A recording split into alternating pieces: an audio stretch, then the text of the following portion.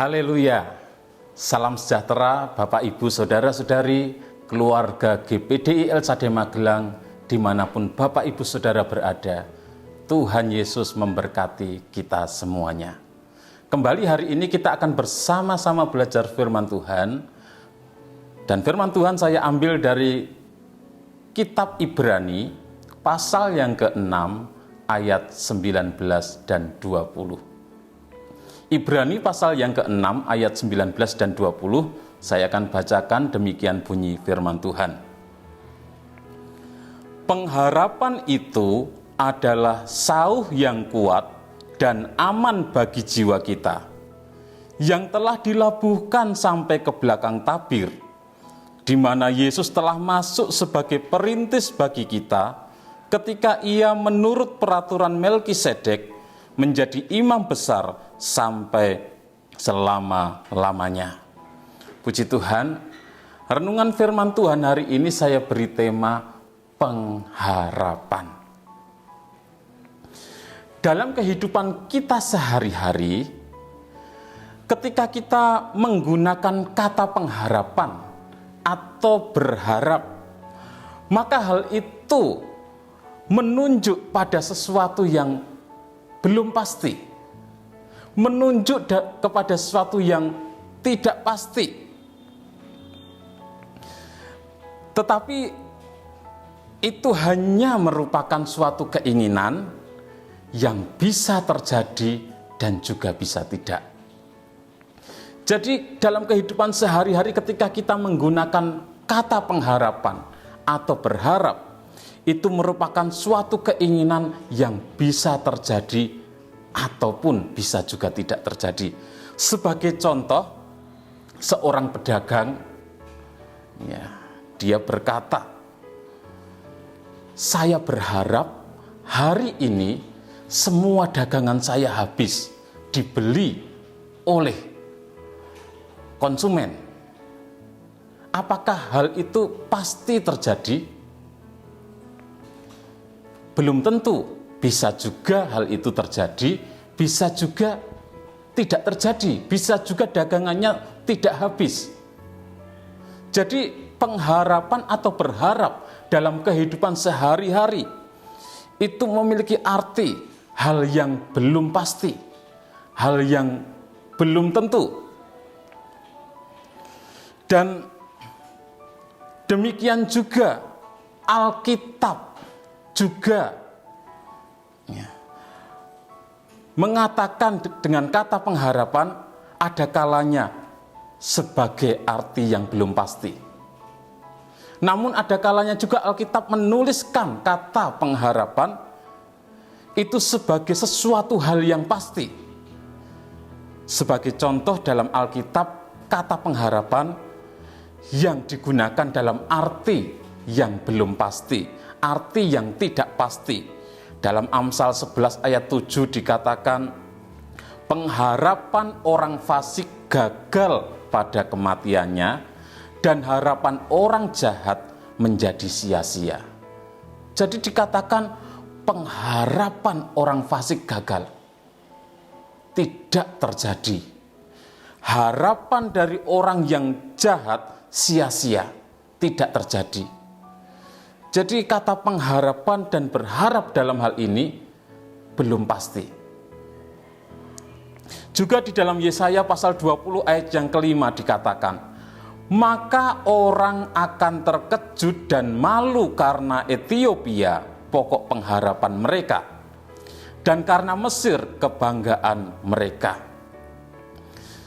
Jadi orang-orang yang berharap, menaruh pengharapannya kepada Ethiopia, mereka akan malu dan terkejut. Artinya bahwa harapan mereka kepada Ethiopia, pengharapan mereka kepada Mesir, itu hal yang tidak pasti. Kita juga akan melihat contoh di dalam Alkitab kata pengharapan yang digunakan dalam arti yang pasti, atau bisa diartikan sebagai suatu keyakinan. Dalam Kisah Para Rasul pasal 24 ayat yang ke-15 dikatakan di sana, Aku menaruh pengharapan kepada Allah, sama seperti mereka juga, bahwa akan ada kebangkitan semua orang mati, baik orang-orang yang benar maupun orang-orang yang tidak benar. Jadi dikatakan aku menaruh pengharapan kepada Allah, menaruh keyakinan kepada Allah, bahwa pengharapan itu ada kepastian di dalam Allah, bahwa ada kebangkitan orang-orang yang mati.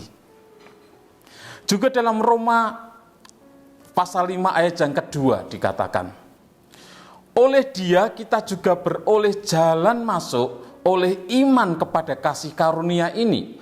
Di dalam kasih karunia ini kita berdiri dan kita bermegah dalam pengharapan akan menerima kemuliaan Allah. Jadi kata pengharapan ini memiliki arti kepastian, berkeyakinan akan menerima kemuliaan Allah, pasti akan menerima kemuliaan Allah. Begitu juga yang dicatat di dalam Ibrani pasal yang ke-6 ayat 19 dan 20. Kata pengharapan di dalam Ibrani ini memiliki arti kepastian. Bagi orang-orang Kristen, bagi orang-orang yang percaya kepada Tuhan Yesus Kristus, pengharapan akan keselamatan, pengharapan akan masuk ke dalam kerajaan surga, bukan sekedar pengharapan dalam arti bisa terjadi atau tidak. Pengharapan akan keselamatan bagi orang Kristen bukan berarti mungkin, bukan berarti mudah-mudahan, bukan berarti kemungkinan besar.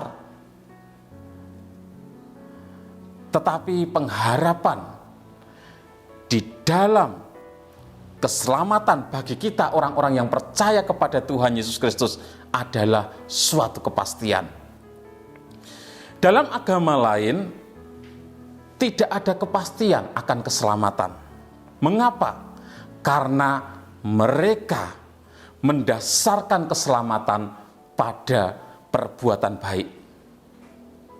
Setidaknya perbuatan baik mempunyai andil dalam keselamatan mereka. Dan oleh karena itu tidak seorang pun yang bisa tahu seberapa banyak dosa mereka maupun seberapa banyak kebaikan yang sudah mereka lakukan. Maka jelas bahwa di dalam agama lain tidak mungkin ada seseorang yang yakin akan keselamatannya. Sehingga ketika ditanya soal keselamatan, mereka akan berkata, insya Allah, mudah-mudahan, kemungkinan besar, tidak ada kepastian tentang keselamatan. Namun berbeda dengan kita sebagai orang-orang yang percaya kepada Tuhan Yesus Kristus. Kita sebagai umat-umat Tuhan, ada kepastian keselamatan. Pengharapan untuk masuk dalam kerajaan surga bukanlah sebuah kemungkinan, bukanlah sebuah mudah-mudahan, tetapi merupakan sesuatu yang pasti bagi kita orang-orang yang percaya kepada Tuhan Yesus Kristus. Mengapa? Karena di dalam kekristenan mendasarkan keselamatan sama sekali bukan pada perbuatan baik, tetapi pada iman kepada Tuhan Yesus Kristus. Dalam Efesus 2 ayat 8 dan 9 dikatakan, sebab karena kasih karunia kamu diselamatkan oleh iman. Itu bukan hasil usahamu, tetapi pemberian Allah. Itu bukan hasil pekerjaanmu. Jangan ada orang yang memegahkan diri. Jadi jelas, keselamatan di dalam kekristenan didasarkan pada iman kepada Tuhan Yesus Kristus. Dengan beriman percaya kepada Tuhan Yesus Kristus, kita mendapatkan kasih karunia, mendapatkan anugerah, kita diberikan keselamatan. Jadi keselamatan bukan hasil perbuatan baik kita. Sehingga ada kepastian, keselamatan di dalam kita, orang-orang yang percaya kepada Tuhan Yesus Kristus. Mengapa keselamatan pasti bagi kita, orang-orang Kristen, orang-orang yang percaya kepada Tuhan Yesus Kristus? Karena di atas kayu salib, Tuhan Yesus sudah menebus semua dosa kita. Di atas kayu salib, Tuhan Yesus sudah membayar lunas semua hutang dosa kita. Ketika di atas kayu salib, Tuhan Yesus berkata, sudah selesai. Artinya sudah lunas segala hutang kita, segala dosa kita ditebus oleh Tuhan Yesus Kristus. Mengapa kita sebagai orang-orang Kristen memiliki kepastian keselamatan? Karena Yesus sudah bangkit dari antara orang mati. Kalau Yesus tidak bangkit, maka itu menunjukkan bahwa maut sebagai upah dosa belum ia bereskan. Dan dengan demikian dosa-dosa kita juga belum beres. Tetapi kita bersyukur Tuhan Yesus bangkit dari kematian. Firman Tuhan katakan, kalau Yesus tidak dibangkitkan, maka sia-sialah iman kita kepadanya. Tetapi yang benar, ia bangkit dari kematian dan ia naik ke surga. Dan dengan Yesus bangkit dari antara orang mati, itu menunjukkan bahwa semua dosa kita sudah ia bereskan, sudah ia selesaikan. Sehingga iman kita kepadanya tidak sia-sia karena dia bangkit dari antara orang mati. Yang keempat, mengapa keyakinan kita sebagai orang-orang yang percaya kepada Tuhan Yesus Kristus ada kepastian keselamatan? Karena kenaikan Yesus ke surga. Kenaikan Yesus ke surga diterima oleh Allah Bapa, menunjukkan bahwa misinya untuk menebus dosa umat manusia, misinya untuk menyelamatkan kita memang sudah selesai.